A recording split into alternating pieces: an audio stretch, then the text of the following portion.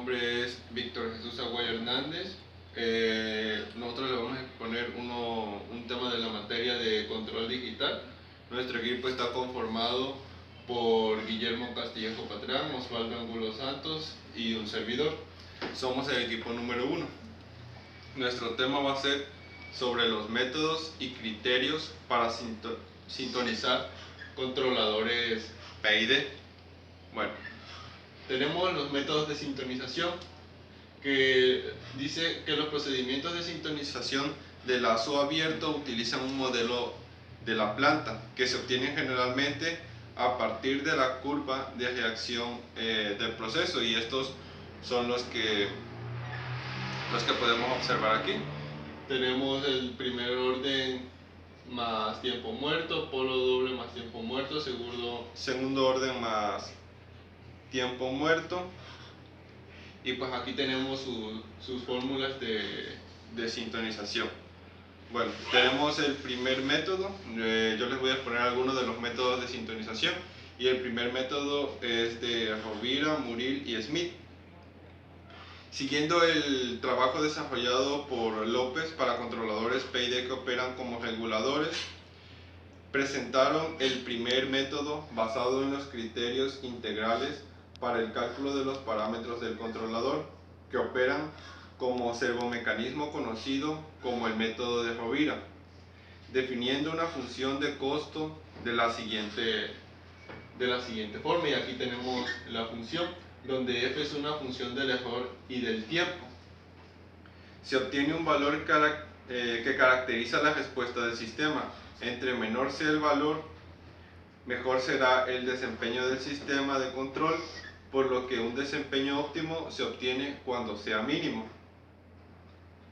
Los criterios de desempeño utilizados por Rovira fueron los integrales del error absoluto y el integral de error absoluto por el tiempo. Bueno, la optimización de los criterios de desempeño integrales están basados en el mejor modelo del primer orden, más el tiempo muerto que se puede obtener, para lazos de control funcionando como servomecanismos con un controlador PID ideal. Tenemos las siguientes ecuaciones de sintonización, y tenemos otro método que es el método de Sunk o Lee. Los métodos de sintonización de controladores que optimizan criterios integrales que pues anteriormente mostramos se basan en un modelo de primer orden más tiempo muerto. Por su parte, basaron su procedimiento de sintonización en un modelo de segundo orden más tiempo muerto para el proceso como el dado por identificado mediante la idealización de una prueba de realimentación por relé seguida por un control P. Y tenemos las siguientes ecuaciones de sintonización en esta parte de aquí. Aquí podemos observar las ecuaciones de sintonización para este método. Bueno, tenemos el método de Rivera, Morari y Stogestad. Partiendo de la estructura IMC general, que es el modelo interno del controlador, desarrollaron un procedimiento para obtener los controladores y lograr un cierto desempeño deseado. Demostraron que para modelos simples esta estructura conduce a controladores de tipo PID. Aquí tenemos esta imagen. En esta imagen se puede ver la estructura interna de un controlador. Entonces, el método interno de un controlador, y aquí tenemos las fórmulas que componen esa estructura de un sistema PID de interno. Bueno, después yo les voy a hablar ahorita sobre los parámetros de control. Vamos a hablar sobre la ganancia proporcional Kp. Esta es la constante de proporcionalidad en acción de control proporcional. Tenemos que una ganancia proporcional pequeña causa una acción proporcional pequeña, y una ganancia proporcional grande causa una acción proporcional grande. Aquí tenemos que la entrada, después de que pasa por una acción proporcional, obtenemos una ganancia proporcional multiplicado por la entrada en el tiempo. Y también tenemos que la constante de tiempo integral de I dice el tiempo requerido para la acción integral, para que la acción integral contribuya a la salida del controlador en una cantidad a la acción proporcional. Tenemos aquí de que la constante de tiempo integral, una constante de tiempo integral pequeño va a causar una acción integral grande, y una constante de tiempo integral grande va a causar una acción integral pequeña. O sea, aquí tenemos lo contrario a lo que fue la anterior. Aquí tenemos que la entrada, cuando pasa por la acción proporcional, se obtiene una ganancia proporcional que multiplica la entrada, y aquí tenemos su gráfica.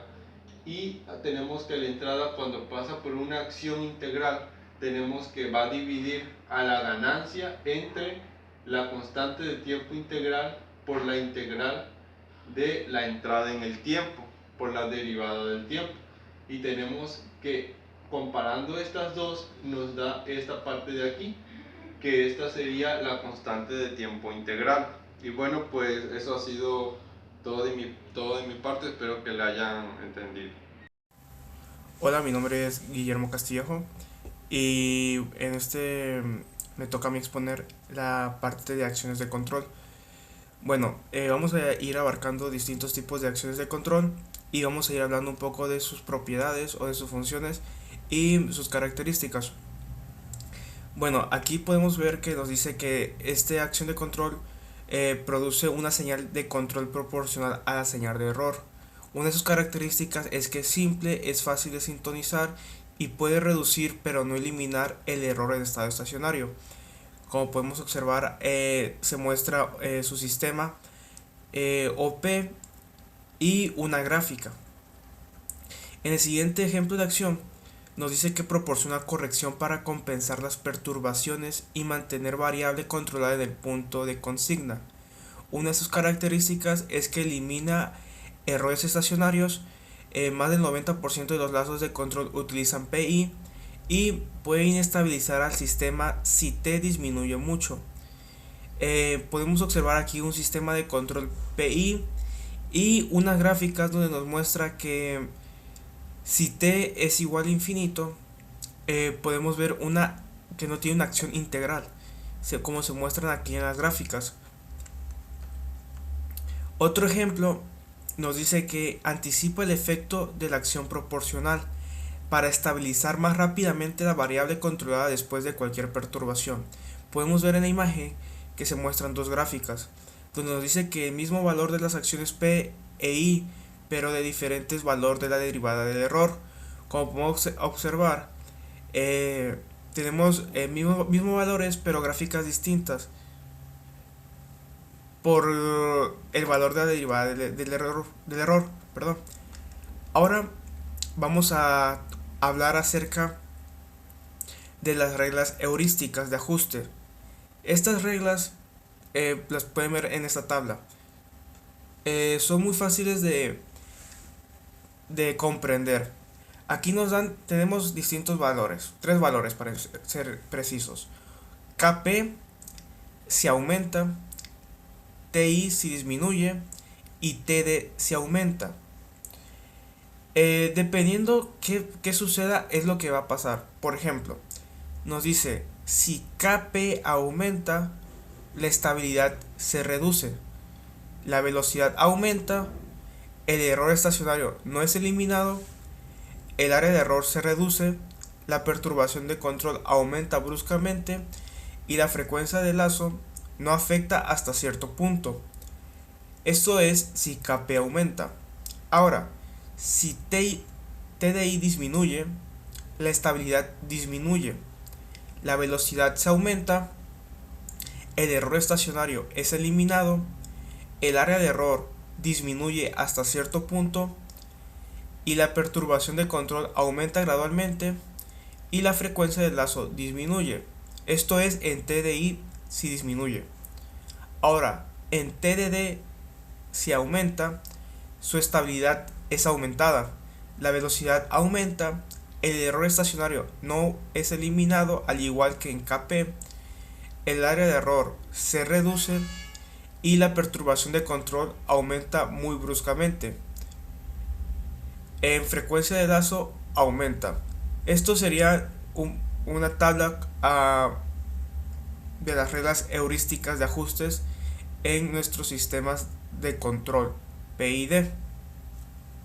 Hola, muy buenos días. Mi nombre es Osvaldo de la carrera de Ingeniería Mecatrónica. La materia es de control digital. Pues continuando mi tema que me tocó para exponer, se llama reglas, va a ser lo que son estimaciones en lazos abiertos y en lazos cerrados, ya que son muy importantes ese tipo de conceptos, conocerlo para poder llevar a cabo la materia. Les voy a explicar un poco sobre las estimaciones en lazo abierto. Dice que las estimaciones en lazo abierto, dicen en qué consiste, es estimar los parámetros como K, como T sub P y como TO, como ya antes le había mencionado. Del modo simple permite ordenar más retardos que maneja aproximadamente caracteres de las respuestas. Un ejemplo de ello pues sería pues una gráfica donde se manifiesten ciertas características y un porcentaje de estacionario, ya sea del 28, en este caso sería 28, el porcentaje que tú quieras, o el estacionario, que sería otro estacionario del porcentaje que tú quieras. Un ejemplo de ellos pues que encontré, pues dice que hay un estacionario de 28.8% y otro estacionario que es de 63.2%. Eso es lo que sería pues un lazo abierto. Dice que tenemos un procedimiento recomendable para este tipo de casos, que tenemos como un control en manual, esperar hasta otro punto sería esperar hasta que la salida esté en estado estacionario, provocar salto a la variable manipulada, registro de salida hasta que alcance nuevo estado estacionario. Otro punto sería obtener K como el cociente entre los cambios, medir instantes de T1 del 28, como ya lo había mencionado, del 28% hasta un tiempo 2, que sería, le había mencionado, de 63. Eso serían las estacionarios que uno le da para tener una estimación. Para ahí otro punto sería obtener TP, que es igual a 1.5, un ejemplo que encontré, y T sub O es igual a T2 menos TP. Bien, después de esto pues son pasos fundamentales para esto. Luego se sigue lo que son lazos cerrados. La mayoría de los procesos pueden oscilar de forma mantenida bajo control y proporcionar con una ganancia adecuada, ganancia crítica o periodo de oscilación de mantenida.